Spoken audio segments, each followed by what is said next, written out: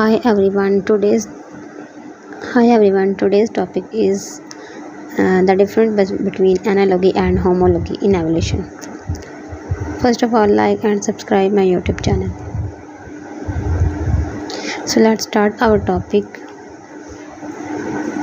between analogy and homology.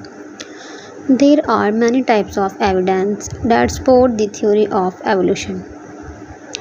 These pieces of evidence range from the minute molecular level of DNA similarities all the way up to similarities within the anatomical structures of organisms. When Charles Darwin first proposed his idea of natural selection, he used mostly evidence based on anatomical features of organisms which he studied. Two different ways these similarities in anatomical structures can be classified is as either analogous structures or second homologous structures. While both of these categories have to do with how similar body parts of different organisms are used and structured, only one is actually an indication of a common ancestor somewhere in the past. Next we will see analogy. Analogy or analogous structures is actually the one that does not indicate there is a recent common ancestor between two organisms. Even though the anatomical structures being studied look similar and maybe even perform the same functions, they are actually a product of convergent evolution.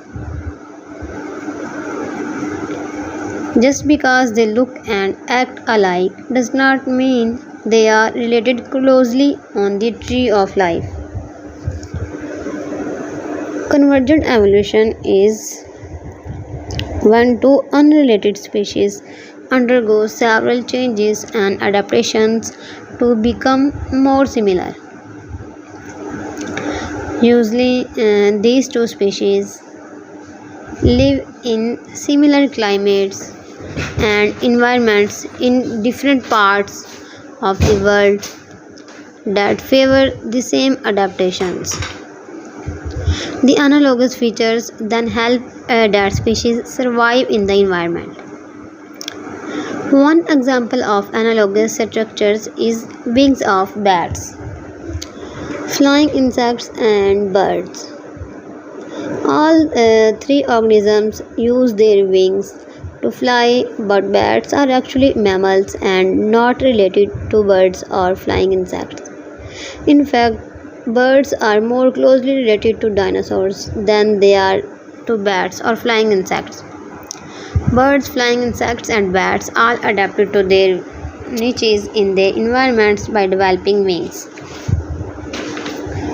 However, their wings are not indicative of a close evolutionary relationship. Another example is the fins on a shark and a dolphin. Sharks are classified within the fish family while dolphins are mammals. However, both live in similar environments in the ocean where fins are favorable adaptations for animals that need to swim and move in the water. If they are traced back far enough on the tree of life, eventually there will be a common ancestor for the two. But it would not considered a recent common ancestor, and therefore the fins of a shark and a dolphin are considered to be analogous structure. Next, homology. The other classification of similar anatomical features is called homology. In homology, the homologous structures did in fact evolve from a recent common ancestor. Organisms with homologous structures are more closely related to each other on the tree of life than those with analogous structures. However, they are still closely related to a recent common ancestor and have most likely undergone divergent evolution.